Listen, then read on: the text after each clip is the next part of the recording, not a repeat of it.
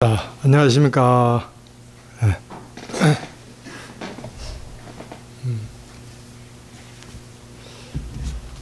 이제 아까 그 반야심경의 제일 마지막 구절에 이 깊은 미지의 지혜로운 한 마음이야말로 가장 신비하고 가장 밝고 가장 높고 가장 당당한 이 없는 신경이므로 이 깊은 미지의 주문은 진실하여 허망치 않음을 알라.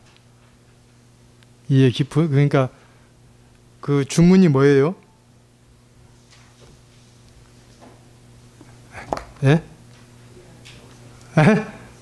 예. 거기서 이의 깊은 주문을 설라노니 이제 거기 핵심은 그러니까 마하반야 바라밀이거든요, 그게. 예, 이제 여러분 이제 금강반야도 설명을 했고 마하반야도 이렇게 설명했는데, 마하반야는 뭐죠?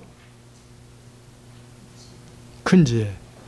큰 지혜가 막연하게 그냥 큰 지혜 하지 말고 그냥 이 공심선언에서 강조하는 것은 주인공. 예. 그러니까 이 주인공이야말로 가장 신비하고 가장 밝고 가장 높고 가장 당당한 위없는 신경이라고 했는데요. 제가 이제 이 말을 이제 꺼내든 이유는 여러분 대충 얘기하면은 이제 아시겠지만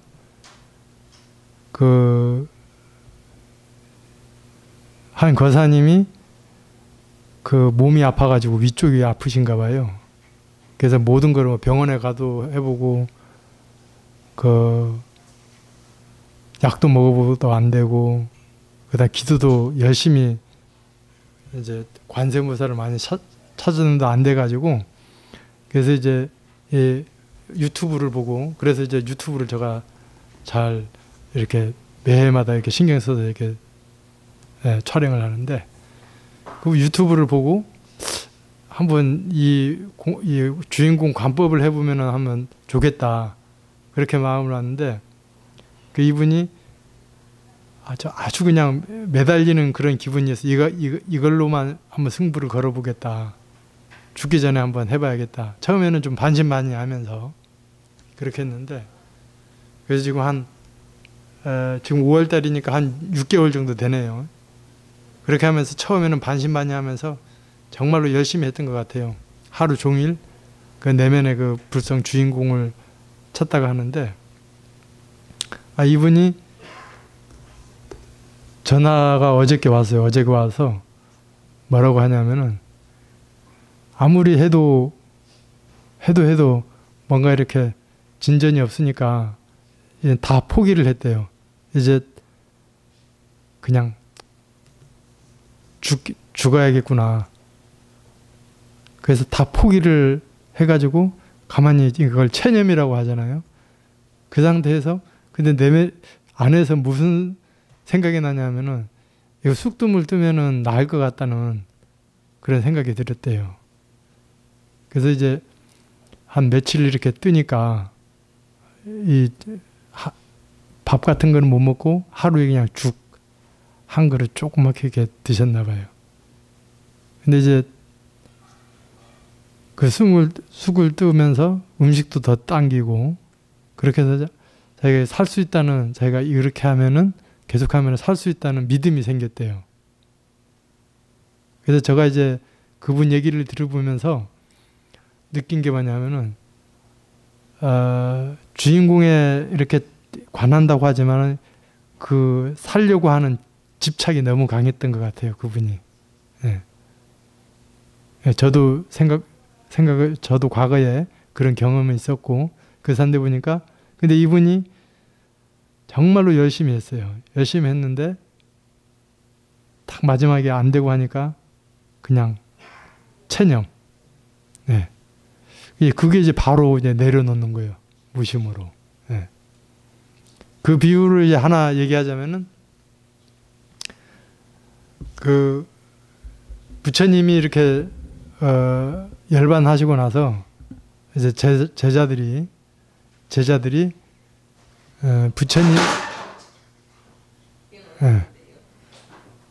부처님이 예, 결집을 이제 하려고 하는데, 예, 그 다른 이제 제자들은 다 이렇게 참석했는데 부처님 그 시봉했던 제자가 누구죠? 예, 아난.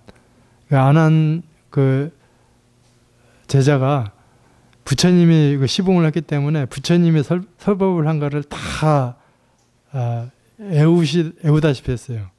그래서 당연히 자기는 결집에 동참할 줄 알았더니만 그 가섭이라는 그 상수 제자가 존자는 깨닫지 못했기 때문에 여기에 결집에 참석할 수 없다. 그래서 이게 결집을 정 원하면은 내 마음을 밝히 깨닫고 동참하라. 그렇게 하니까 아난이 좀 분한 마음도 생기고 이제까지 그 부처님 시봉하면서 깨닫지 못했다는 그런 부끄러움, 그런 자책감, 하여튼 그래서 일주일 동안을 잠을 안 잤어요. 아난이 깨달으려고. 그러다가 나중에 체념, 아유 힘들다 해가지고 이렇게 저기 마루 같은데 이제 그 벽 있잖아요. 벽에 잠깐 이제 기대해서 이렇게 하려고 하는 그 찰나에 그런 이제 깨달음이 왔대요. 그러니까 이것도 공통점이 뭐냐면은 아난도 그 깨달으려고 하는 그 집착심에서 다 내려놔가지고 그냥 등에 벽에다 대고 이렇게 잠깐 쉬려고 하는 사이에 그렇게 깨달아가지고 이제 그 결집하는데 열쇠 구멍으로 문을 바깥에서 잠갔는데 열쇠 구멍으로 이렇게 신통력을 불어서 들어가서 부처님 경전을 결집했다고 합니다. 그러니까 여기에서 이제 공통된 것은 이제 우리가 내려놓는다는 것, 그것이 어떤 상태에서 내려놓아야 되는가, 집착이 없이, 함이 없이, 그게 힘들죠. 근데 이제 저는 분명히 이제 저도 그랬었고, 저도 처음에는 살려고 했었거든요. 근데 삶과 죽음을 동시에 놔야 되거든요. 또 일을 잘 되려고만 하는 것을 하는 것도 좋지만 잘 되고 안 되고를 떠나서 양면을 다 내려놓는 그런 그 마음, 무심에 대한 마음이 되는데 그거는 쉽지는 않은 것 같습니다. 그래서 이제 아까 정말로 그분이 6개월 동안, 그래도 6개월 동안 그렇게 애를, 그러니까 하루 일어나면은 일과가 그분은 그 주인공을 이렇게 연불하듯이 그렇게 하면서 계속 하다가 그래도 물러나지 않고 그렇게 한 와중에 탁 그렇게 해서 이제 나는 그분이 그렇게 얘기를 해요. 그분은 죽어도 산 거고 살아도 산 거다. 그리고 그 노음이라는 거, 그 체념 다 내려놓아 버렸을 때 저도 반성이 되더라고요. 아, 저렇게 다 내려놓으면 되겠구나. 모든 일들을. 저도 그런 경험이 있었지만은 또 내 앞에 닥쳤을 때 그렇게 무심으로 이렇게 놓지 못하는 그런 저 자신을 발견하게 되더라고요. 그분하고 얘기를 하다 보니까. 나중에 언제 기회 되면은 그분의 직접 체험담을 한번 들어봤으면 합니다. 자, 그리고 오늘은 하한 거, 이제 우리 한국 특히 조계 중에서 이제 스님들이 하한 거 3개월 동안 산문을 폐쇄하고 그렇게 입제하는 날입니다. 그래서 우리 다 같이 그 스님들의 그런 열심히 수행을 하는 그 입제를 맞이해서 모두가 열심히 정진해서 서운 성취하기를 바라고, 그 다음에 여러분 스스로도 또 오늘 보름을 맞이해서 내가 이러한 거를 성취하겠다, 바라겠다 해서 그런 마음으로 오늘 법회를 맞이해 주셨으면 감사하겠습니다. 그리고 이제 그러면 이제 그 요전법회 오늘은 페이지 459쪽입니다.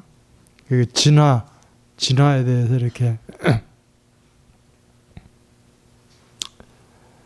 그 이제 우리 지구를 크게 나누면은 이제 동양하고 서양으로 나누잖아요. 근데 서양의 종교는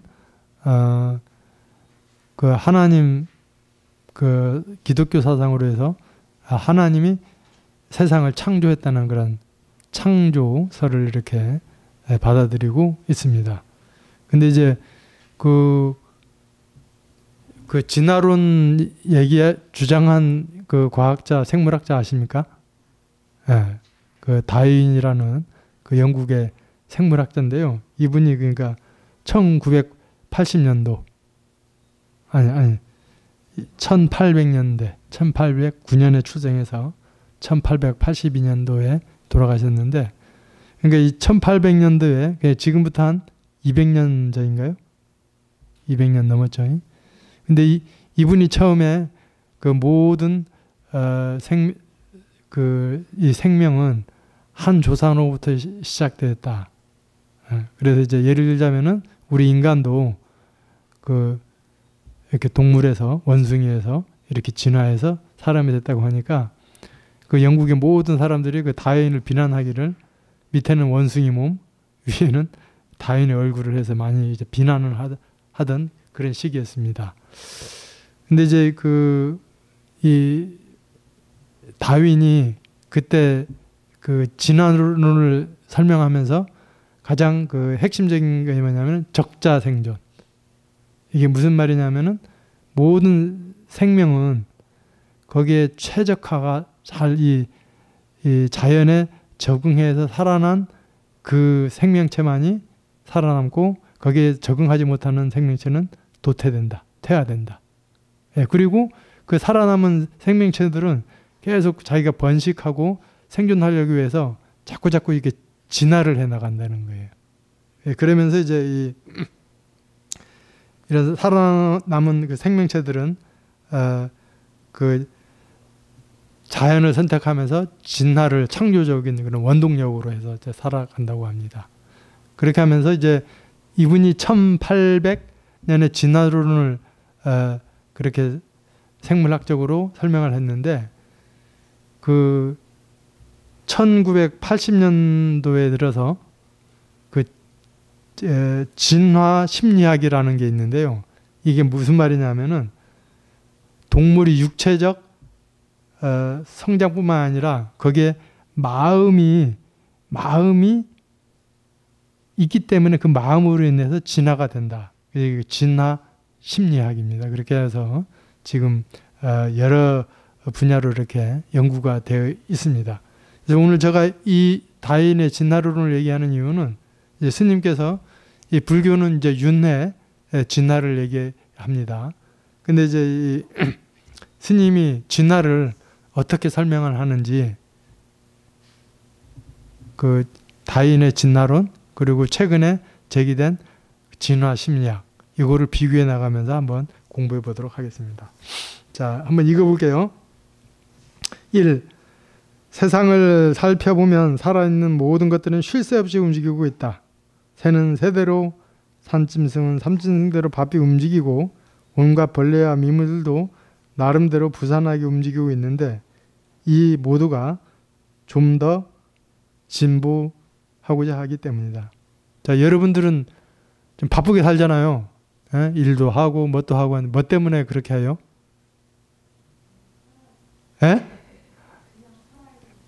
먹기 위해서? 살기 위해서. 하여튼 뭔가 나아지기 위해서 그렇게 하는 거죠. 이제 그거를 이제 진화하기 위해서 그렇게 산다고 합니다. 진보하고자. 자, 모든 생명에게는 차원이 높낮이가 있다 할지언정 나름대로의 마음이 있다. 그 마음은 육신의 주인이요 자동차의 운전사와 같으니 육신은 다만 마음이 하고자 하는 대로 움직일 뿐이다. 그런데 마음은 어제보다 더 나은 오늘, 오늘보다 더 나은 내일을 바라며 노력하고 궁리한다. 그러한 마음이 공덕으로 생명은 진날을 거듭하게 된다. 예. 이제 오늘 처음 오시는 분, 이 자동차 비유하면은, 요즘 자동차에 보면은 자동차 안에 운전수가 있다는 거 믿으시죠? 그렇죠. 운전수가 운전을 해야 차가 가는 거잖아요. 그러니까 운전수의 조정에 따라서 차가 방향이 틀어지고 그러는 거죠. 네, 그것처럼 여러분들이 자동차에 비유한다면은 여러분 몸을 움직이는 주인이 있다는 거예요. 그걸 이제 불교에서는 불성이라고 하고, 그거를 의인화, 사람을 시켜서 이제 주인공, 이제 그렇게 얘기를 합니다. 자, 2번. 자, 기어다니는 벌레가 한번 날개를 발았을 때 그 날고 싶다는 마음은 진화력인 것이니, 마음의 차원이 높아져 육신의 기능이 발달하여 드디어 몸을 벗고 나비로 헐렁 날 수 있게 되었을 때 그러한 드러냄을 창조를 할 수 있다. 말하자면 마음의 설계에 의해 밖으로 내온 것이다. 그러나 창조되고서도 고정된 생각, 고정된 행위에 머물리지 않으니 창조는 그대로 놔둠인 것이다. 마음이 진화와 창조를 이루는 것이니 진화와 창조는 둘이 아니다. 태화도 또한 마음이 하는 것이다. 다 마음이 놔둠인 것이다. 그러니까 이제 우리가 예를 들어서 내가 열심히 노력해서 집 한 채를 사야겠다. 그렇게 마음을 낸 것이 진화라는 거예요. 진화. 그래서 그 집을 이렇게 산 게 그렇게 만들어진 거야. 창조. 그러니까 짐승들이 그 스님의 비유를 한다면은 토끼들이 처음에는 앞발 뒷발 똑같았다는 거죠. 근데 이제 사냥꾼의 그 포식하는 짐승에 쫓겨가다 보니까 좀 더 잘 달리는 방법이 없을까. 그렇게 마음을 내다본 것이 진화고, 그러다 보니까 앞다리가 짧고 뒷다리가 길어서 도망갈 때 유리하게끔 그렇게 되어진 게 창조. 그래서 이 진화와 창조는 같은 마음이라는 그런 관계선상에 있다. 그렇게 보시면 되겠습니다. 3번. 벌레나 축생을 볼 때 그러한 존재는 스스로 생각한 것이 그것밖에 안 되었기에 그런 그림을 그려가지고 나온 줄 알아야 한다. 진화의 과정에서 보면 생물들이 환경에 영향을 받아 적응하는 일면이 있지만 보다 근본적인 것은 의식에 달려있다. 예를 들어 꼬리가 있었는데 그 꼬리가 불필요하다고 느끼게 됨으로써 꼬리가 사라졌고, 날개가 필요하다고 느끼게 됨으로써 날개가 생긴 것이다. 참으로 신기한 일이 한두 가지가 아니다. 인간의 경우도 마찬가지인데 지금부터라도 우리의 현재 모습을 싫어하여 변화를 바라는 마음이 강해지면 미래의 인간 모습도 변묘할 것이다. 모든 존재의 형태는 마음에 의해 형성된 것인데 그렇게 할 수 있는 힘은 무엇인가? 주인공의 참 마음인 것이다. 그래서 이제 그 스님께서 이제 그 얘기를 하는데, 우리 태양계에서 그 위성 중에 목성이 가장 차원이 높다고 그래요. 그다음 화성도 그렇고. 근데 이런 화성이나 그런 데도 이렇게 생명체가 이렇게 중생기처럼 먹고 살고 하는 그런 생명체로 살았었는데, 이 생명체들이 그런 진화력, 꼭 먹고 살아야 되나? 그런 마음을 냈기 때문에 지금 화성에는 뭐 우주선에 가서 이렇게 쏘고 이렇게 탐사를 해도 생명체는 보이지 않는데, 스님께서는 그 보이지 않는다고 해서 생명체가 없는 것이 아니다. 보이지 않는 마음으로 사는 그런 생명체가 있다. 그래서 이제 우리 지구도 그렇게 이제 시간이 길고 그럴 뿐이지 우리의 여에 따라서 이 지구의 생명체가 그렇게 달라질 수 있다. 그렇게 얘기를 하고, 이게 다윈의 여기 보면은 날개가 필요하면은 날개가 생기고 뭐 꼬리뼈가 없어지면 좋겠다 하면은 없어졌다 하는 건데, 이 다윈의 이 적자 생존의 법칙, 자연 선택, 그게 정말로 이렇게 단기간에 그렇게 변화되는 건 아니지만 그렇게 점점 이렇게 변화가 된다는 것이죠. 네. 인간 같은 경우에 꼬리가 필요하지 않음으로써 점점 하다 보니까 꼬리가 없어지고 그냥 꼬리뼈만 남는 그런 이치. 그런 것들이 인간의 그런 마음에 의해서 그렇게 변화된다는 것. 이게 진화하면서 창조이다는 것입니다. 자, 4번. 진화와 창조가 다 한 마음에 나툽니다. 진화란 마음의 차원이 높아지는 것을 뜻한다. 마음의 차원이 달라짐으로 해서 육신의 기능도 발달하게 되고 모양 역시 달라지는 법이다. 옛날에 살던 몸집이 크고 흉하게 생긴 동물들이 없어진 까닭은 사는 동안에 마음의 차원이 밝아진 까닭이다. 창조란 곧 마음의 설계에 의해 밖으로 내놓음을 말한다. 마음의 설계가 있음으로 해서 진화된 몸이 겉으로 나온 것이니 진화이면서 창조요, 창조이면서 진화인 것이다. 자, 이 부분은 이제 스님께서 어떻게 얘기를 하시냐면은 예전에 공룡 시대 있었잖아요. 네. 근데 이 공룡들이 몸집이 크잖아요. 그 몸집이 크니까 이 음식물을 먹는데 어떻겠어요? 하루에도 뭐 몇백 킬로 그렇게 음식물을 섭취해야 되니까 이 공룡들이 마음이 있다는 거예요. 야, 이렇게 계속 많이 먹어야 되고 이렇게 살아야 되나. 그런 마음이 이렇게 일어나서 그것이 진화가 되고 그러다 보니까 어떤 자연 환경에 의해서 공룡이 이렇게 멸종이 돼서 그 공룡의 마음이 새로운 마음으로, 그러니까 예를 들자면은 뭐 원숭이나 그런 작은 동물로 이렇게 변화해서 진화, 윤회로 해서 태어났다는 그런 주장을 하십니다. 자, 5번에도 재미있는 얘기가 있습니다. 농약을 뿌려 벌레를 없앤다 했을 때 얼마 안 가서 그 약에도 죽지 않는 면역성을 지닌 벌레가 등장한다. 약을 뿌려 죽이면 죽고 난 뒤에 다른 모습으로 나올 때 약에도 안 죽는 껍질을 쓰고 나온다고 할 수 있다. 그렇게 진화를 하기 때문이다. 그러므로 과학적으로 당적해내는 데는 한계가 있다. 마음 도리를 알아야 당해낼 수 있는 것이다. 그러니까 그 보잘것없는 그 진딧물 있잖아요. 진딧물도 처음에는 이렇게 약을 쳤을 때 그게 죽지만은 내성이 생긴다고 하나요? 다음에는 그 약을 치면은 거기서 살아남는다 이거죠. 참 신기하죠. 네. 이것이 진화, 살려고 하는 마음이 진화라는 거죠. 네. 그 여기에 관련해서 재밌는 얘기가 이제 어떤 분이 이제 이 알아차림, 우리 공심론에서는 알깨자, 알아차림 깨어있음 자문자답을 하라고 했는데 그 알아차림이면 생명이면은 누군가 다 알아차린다 이거예요. 그러니까 모기도 알아차림을 한대요. 왜냐? 자기가 살려고 모기가 딱 이렇게 하면 죽이려고 하면 어때요? 왱 하면서 도망가잖아요. 예, 그것이 어쨌든 본능적으로 알아차림을 하고 있다는 거죠. 예.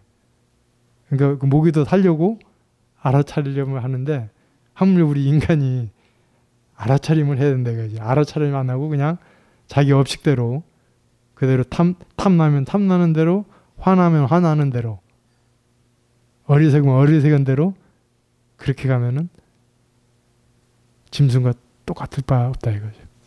네. 자, 6번. 자, 중생이 자기의 차원에 대한 부자유를 느끼는 순간 차원을 바꿀 수 있는 진화의 가능성이 섞인다. 쏘가리가 쏘가리의 마음인 채로 있는 한 쏘가리의 마음을 바꾸지 못한다. 자, 이거는 무슨 말이냐면 우리의 비교해 볼 때 우리가 마음을 쓰잖아요. 마음. 그러니까 마음을 쓰는데 자기가 중생적인 마음, 그런 마음을 바꾸지 않는 한 그게 변화가 되지 않는다 이거죠. 네. 근데 중요한 것은 그거를 이 수행을 통해서 변화시킬 수 있다. 그 쏘가리의 마음, 중생의 마음을 변화시켜서 어떤 보살의 마음, 부처의 마음으로 될 수 있다. 그게 하루아침에 금방 되는 건 아니지만은 그런 노력을 통해서 변화시킬 수 있다는 믿음. 예. 자, 7번. 무명에 의해 지수화풍 시대를 쫓아 생명체가 생겼고 그로부터 진화를 거듭하여 가장 늦게 인간이 되었으며 인간이 됨으로써 비로소 수억급 세월 전에 있었던 불씨를 알아내게 된 것이다. 그러므로 인간으로 태어나 인간이 다인가 보다 하고 그냥 살아서는 안 된다. 그러니까 이거는 이제 진화론에서도 인간이 가장 진화된 그런 생명체로 얘기하고 있고 불교에서도 그렇게 얘기를 하고 있습니다.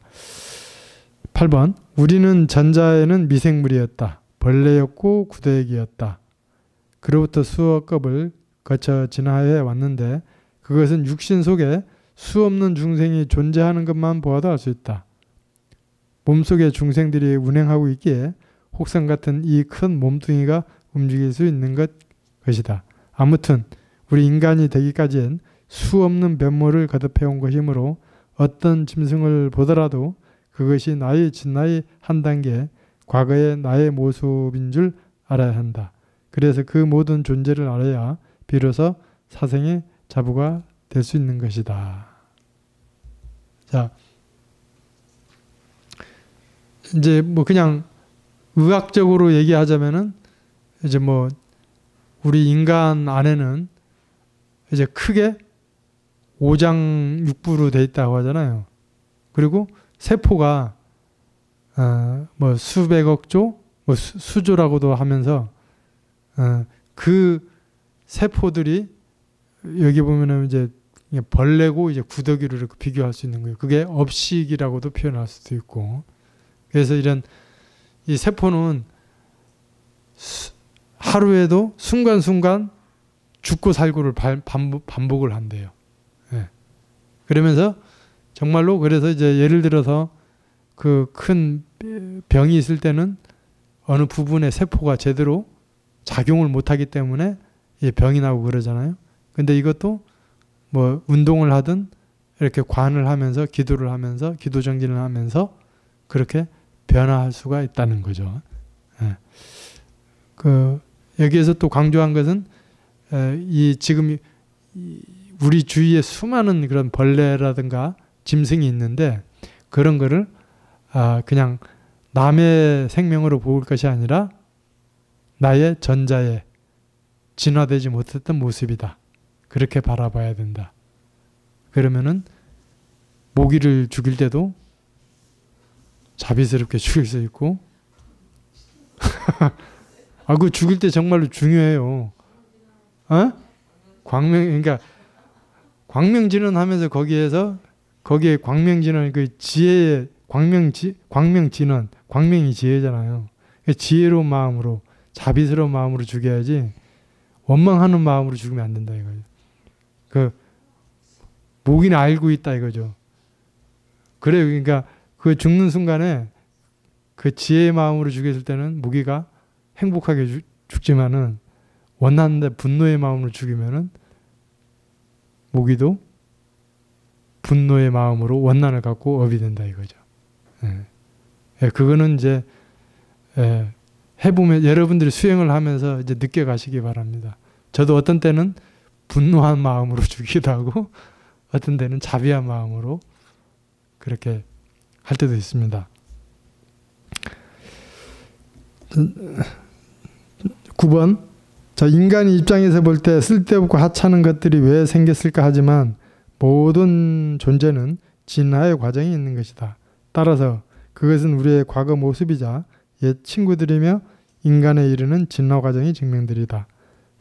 이게 사생이라는 것은 테란 스파잖아.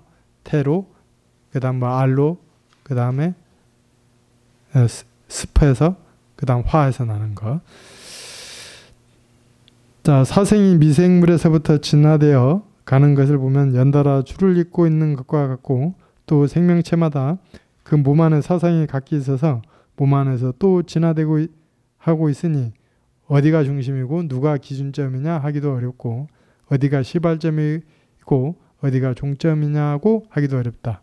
세상 모습을 보면 시발종도 종점이 없으니 그대로 중용이라 해야 옳다.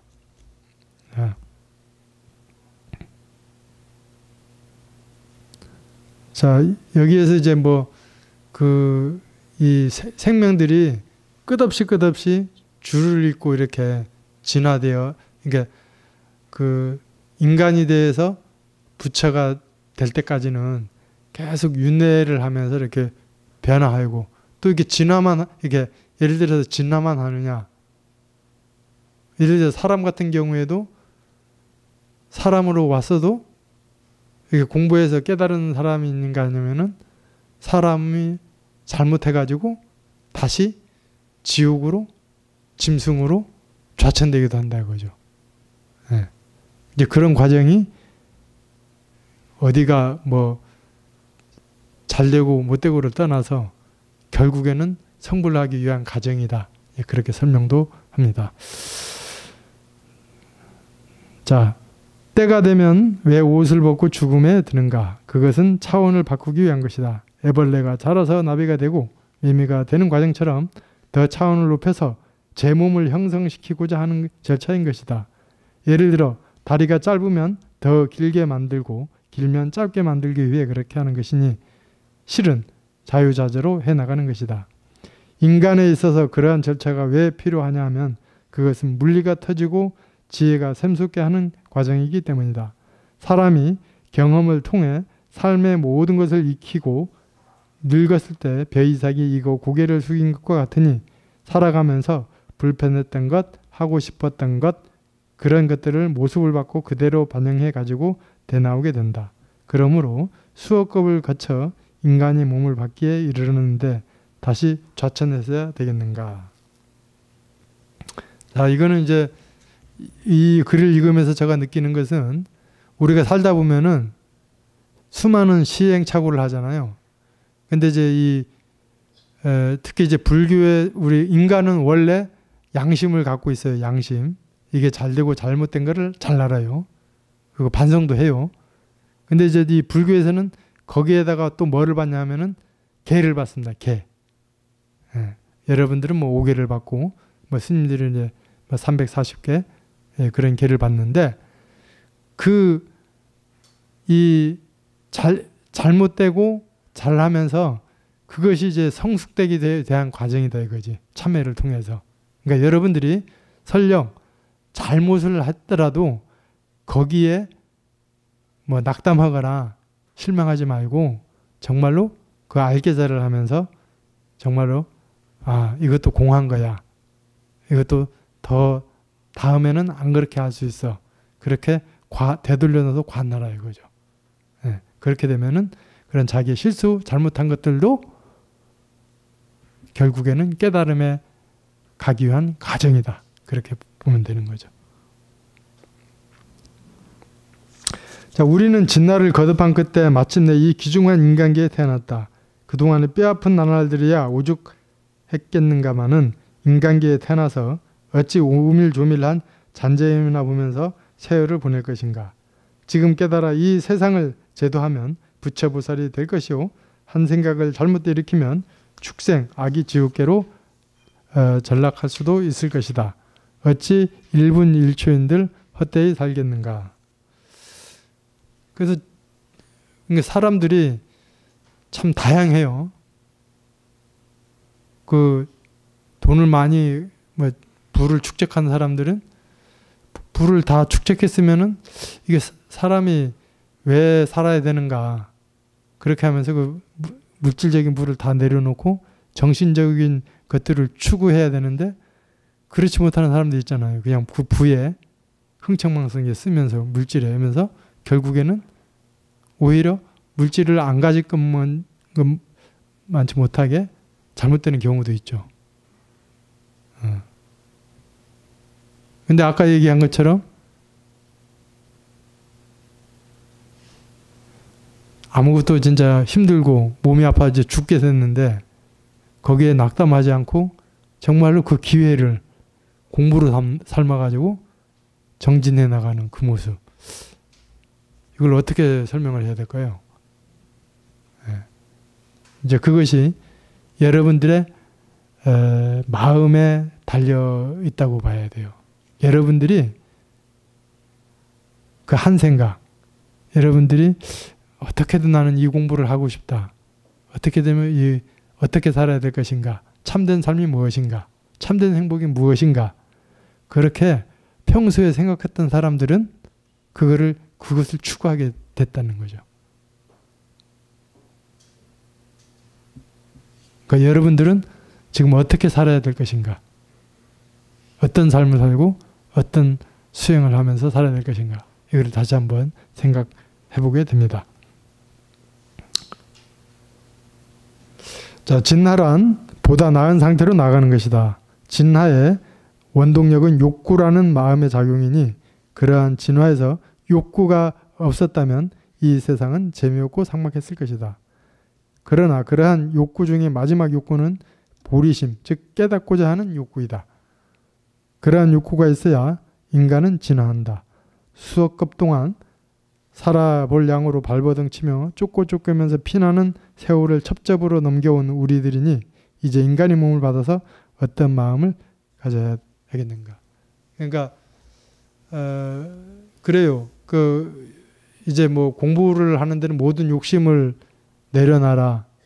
뭐 무소득심, 무구심, 뭐 구하는 마음이 없어야 된다는데 저는 그것보다는 원력을 가져라. 자기가 수행해서 깨닫고자 하는 마음, 공부하고자 하는 그 원력을 가져라. 그것이 가장 큰 욕심이다.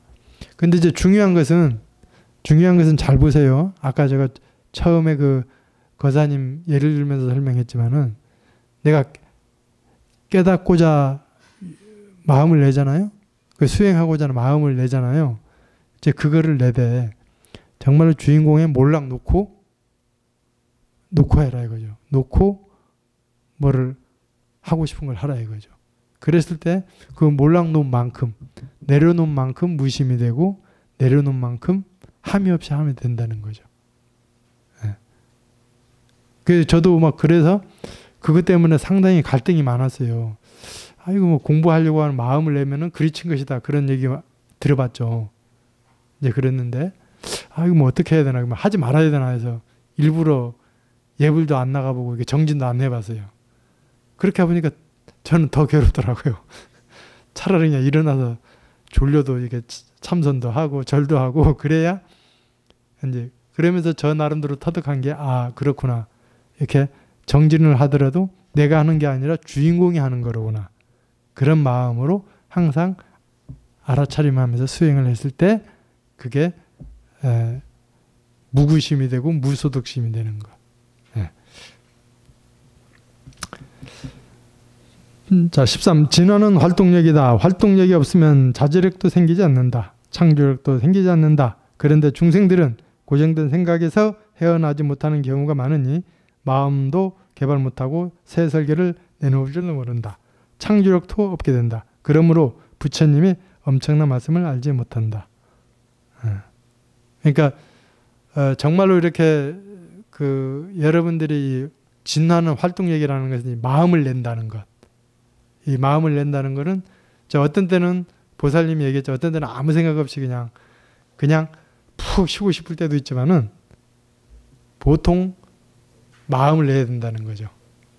주위에 내 자신을 위해서도 그렇고 가족을 위해서, 사회를 위해서, 나라를 위해서 마음을 팍팍 냈을 때 그게 원동력이 된다는 거죠. 활동하는데 원동력, 에너지가 된다 이거죠.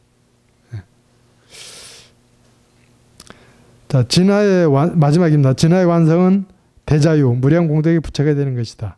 그러므로 모든 생명은 그 완성으로 가는 과정이 있다. 따라서 모든 생명은 우리와 같은 구도의 형제들이며 3계는 그러한 구도자로 가득 찬 대도량으로 할 수 있다. 자, 3계가 뭐죠? 3계? 자, 3계는 이제 그러니까 색계, 그러니까 우리 인간 삶을 이렇게 지구에 있는 것을 욕계라고 해요. 욕심, 탐욕으로 이렇게 똘똘 뭉쳐진 욕계. 그 다음에 색계, 무색계. 그러니까 천당으로 생각하면 돼. 우리 불교에는 천상이 33천으로 이루어졌다고 그래요. 그러니까 레벨이 다 있다는 거예요. 똑같은 천이 아니라 뭐 도솔천, 타화자재천, 뭐 도솔천, 야마천, 그렇게 그 33천이 있는데 이 모든 이 3개가 윤회에서 벗어나지 못했다고 그래요. 그렇게 행복하고 끝없는 삶을 산더라도. 그래서 여기 이 3개 이 그런 구도자, 결국에는 이 천상에 있는 생명체들도 결국에는 윤회에서 벗어나서 부처가 되어야 된다. 그런 얘기입니다. 자, 그러면 이제 우리 원리편, 지금까지 원리편 쭉 이렇게 알아봤습니다. 이 원리편이 상당히 어렵습니다, 사실은. 그래서 이 원리편을 잘 이렇게 뭐 생각날 때마다 한 번씩 이거도 보고 사유도 해보고 그렇게 하다 보면 이제 자기 것이 돼요. 자, 이런 원리편을 이제 알아봤는데 이제 다음 시간에는 과학과 우주 그렇게 하는데 이거 공부를 하는데 뭐 이게 뭐 과학 이거 어려워서 어떻게 공부하는데 전혀 어렵지가 않습니다. 이게 스님께서 정말로 해안으로 이 우주 있잖아요. 우주를 다 이렇게 보시면서 설명도 하고 그런 내용을 적었기 때문에 재미있어요. 그리고 오히려 더 공부하고 싶은 마음이 들 수도 있어요. 물론 어려운 것도 있지만. 그래서 이제 다음 시간부터는 과학과 우주에 대해서 공부했고요. 이 원리편은 요 이제 이 한마음 유전이 거의 1000페이지 가량 분량이 되는데 이 원리편이 가장 좀 어렵습니다. 그래서 이 원리편만 잘 소화해내면은 뒤에 뭐 과학이라든가 활용, 수행 이런 부분은 이해하기 쉬울 겁니다. 그렇게 해서 하여튼 이 한마음 유전은 이 대행큰 스님께서 법문을 한 것을 이렇게 정리해서 만들어 놓은 거기 때문에 참고 수행의 지침서로서 보면서 열심히 수행을 하면서 오늘 공부한 마지막 진화는 뭐라고요? 부처가 되고 자유인이 되는 것. 그런 자유인이 되시기 바랍니다. 감사합니다.